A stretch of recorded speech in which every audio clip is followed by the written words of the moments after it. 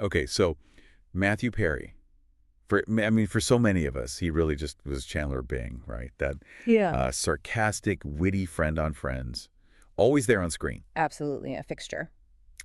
But, if you've seen anything about his memoir, Friends, Lovers, and the Big Terrible Thing, well, it paints a really different picture. Much, much Yes. tougher. Starkly different, yeah. Brutal is a good word. It goes way beyond just the jokes at Central Perk. Yeah.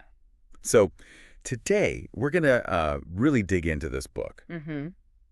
Our plan is to unpack the honesty in it, which is pretty profound. The dark humor he uses, the pain underneath it all, and yeah, even the controversies that popped up around it. Right. We've looked at, well, tons of reviews, articles, reader comments, trying to get a full picture of what this book tells us about, addiction, fame, and just telling your own story. Mhm. What hits you first when you think about this memoir? I think the first thing that really jumps out is just how much it reveals the sheer cost of trying to survive in the spotlight. It's not just about his addiction. Okay. It's a really raw, really candid look at what happens when your like deepest struggles are playing out under this constant public microscope. Mm. He gives this rare clarity, I think, for anyone looking for something with real emotional depth. It shows those pressures, those hidden battles behind the public face. He doesn't just pull back the curtain, he kind of rips it down. Yeah, he definitely does. And especially when it comes to the addiction itself, this is where it gets, well, really intense. He really does. He doesn't hold back at all. He gives these staggering numbers, like 65 detoxes, 15 rehab stays. Just think about that. 65 times, 15 separate times in rehab. Yeah, just pause on that for a second. Yeah. These aren't just numbers, right? It's years of this grinding, awful cycle he was trying to break free from. It's almost hard to imagine for most people. Unimaginable, yeah. And it wasn't just mental, right? It hit him physically really hard. He talks about the colon rupture in 2018. Nearly died. They gave him, what, a 2% chance of survival? 2%. That's how close he came, directly because of the substance abuse. Mhm. It's harrowing. It completely strips away any sort of glamorous idea about celebrity struggles. It's just the brutal truth. Exactly. So why? Why share that level of detail? What do you think his purpose was there? Well, I think if you look at the bigger picture, it feels like he's writing with this purpose that's, bigger than just getting it off his chest. Beyond just catharsis, yeah. Right. He's clearly, quite explicitly actually, trying to help other people who are struggling with addiction. And that level of detail showing the real ugliness of relapse and recovery that's vital for that mission. By showing how truly brutal it was, the failures, the physical cost, almost dying. He's trying to break down these like myths or misunderstandings about addiction that are still out It's like there. romanticized ideas. Exactly. It's this act of radical honesty, really, trying to create real understanding and maybe, actual support for people stuck in that same place. But do you think, given how shocking some of it is, does that purpose always land with the reader? Or is there a risk that the sort of sheer horror of the story overshadows the message of help? That's a really good point.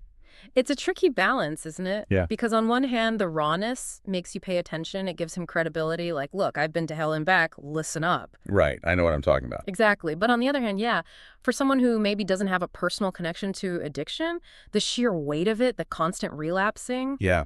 it could be overwhelming. Yeah, you could just feel pity maybe, or just shock. Right. Rather than deeper empathy or understanding of addiction as a disease, it's definitely a tough read. But, and this is important, for people in that struggle or who love someone who is, it could be huge, like a mirror. Making them feel less alone. Exactly. A beacon, even.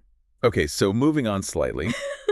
We all expect Matthew Perry to be witty, right? It's his thing. And of course. But what's really striking here is how that, dark humor gets tangled up with so much pain. Even when he's talking about the absolute worst things, there's still that familiar, witty, almost conversational tone. A lot of self-deprecation. It's still kind of that Chandler voice, Yeah, the Chandler-esque voice. It definitely draws you in. It makes these incredibly tough subjects readable somehow, even when it's heartbreaking. It's such a unique way he had of communicating. Oh, absolutely. And what's really fascinating, I think, is how he connects that self-destructive behavior right back to his childhood. Right. He gets into that quite a bit. Yeah, feelings of abandonment, this compulsive need for attention, feeling like he always had to be on, always entertaining people, even as a kid. And that really shapes his whole communication style, doesn't it? The humor, that self-deprecating, sharp wit, It's not just a coping thing, it's like a lifelong shield. And a way to connect. A primary way to connect, yeah. It's almost like a preemptive strike, Criticize yourself first before anyone else can. A skill he probably learned really young, trying to manage how people saw him, trying to get that affection. Wow. So it's how he processed things, sought approval. And ultimately, how he decided to tell this story. He's basically showing you the origin story of the funny guy, but also the deep pain that was always right there fueling it. That really does reframe how you see his public persona, that humor.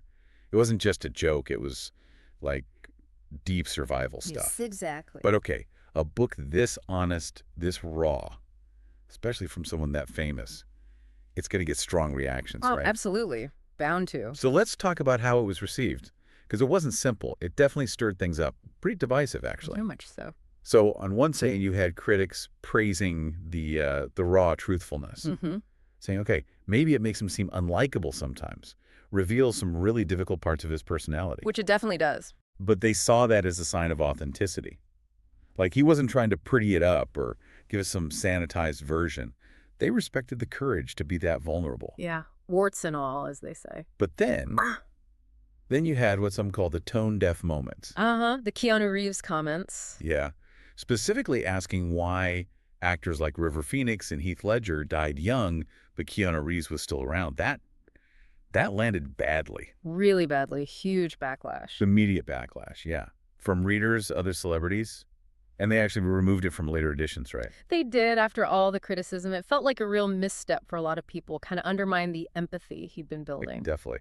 And then beyond just that specific comment, some readers also had issues with the narrative style. Right, the structure. Yeah, that it was kind of nonlinear, these snapshots, maybe a bit repetitive sometimes. Some found it disjointed. Made it feel less smooth, maybe harder to follow his journey consistently, which, could affect how you connect with such a personal, fragmented story. Well, and this brings up a really interesting point. How do you square the raw honesty with these criticisms? Exactly. If you look at the reader reactions, it's fascinating. You see this huge spectrum. Some people really struggled with it. You hear things like, lack of self-awareness. yeah, blatant lack of self-awareness, or that the narcissism and inflated ego was just too much. And others felt he was maybe shifting blame, had a bit of a victim mentality. They just didn't feel he achieved full accountability, saw the humor more as a mask. Okay, but then the other side. Then you have readers who found it incredibly powerful, really valuable, even therapeutic. Saying he did take responsibility. Yeah, comments like, I felt he 100% takes responsibility for his actions, and that actually hearing it in his own words makes a difference. The audiobook factor, maybe? Could be. They connected with the vulnerability, saw the honesty as brave, especially given his fame. They came away feeling, inspired, understood. It mirrored their own lives or lives of people they knew. It's fascinating how differently people can read the exact same words. It's not just about what he wrote, is it? It's about how we as readers receive it. Totally. It highlights this really complex thing between a public image, the personal truth someone's trying to share, and all the expectations we bring. Yeah, we don't come to it neutral, especially with someone like him. Exactly. We have our ideas about Chandler, about celebrities, about addiction, about what taking responsibility even looks like in a memoir like this. And all that shapes how we react. It's this collision sometimes between the author's intent and our interpretation. It really makes you check your own biases, doesn't it? It does. Are we expecting some perfect redemption story from someone deep in the throes of addiction? Or can we accept the messiness, the uncomfortable bits, the maybe imperfect self-reflection that's often part of that battle? Yeah. The book kind of forces you to think about that, about fame, addiction, forgiveness, and your own stance on it all. So wrapping this up, our deep dive into friends, lovers, and the big terrible thing, it really shows this brutal, often pretty uncomfortable look at addiction and fame. Definitely not an easy read. No, not light or comforting. Yeah. Doesn't give you simple answers or a neat little bow at the end. But if you're looking for that raw honesty, that emotional depth. It offers that rare clarity, for sure. Yeah, clarity into a life lived under this insane spotlight, dealing with immense personal pain. It's really a testament to just surviving against the odds. Yeah, a testament to the struggle. It's a book that, despite maybe flaws in style or tone for some, it just refuses to be superficial. It lays bare that struggle to just stay alive, really. In so many ways. And it leaves you thinking, doesn't it? Like, what does it really mean to take responsibility in a public confession like this? Yeah. Especially when recovery is so messy, so human, so full of setbacks. It's not linear. Not at all. And how do we, reading it, find that balance between having empathy for his struggle, but also engaging critically with the whole story, the person telling it? That's the lingering question, isn't it? Yeah. It sticks with you after you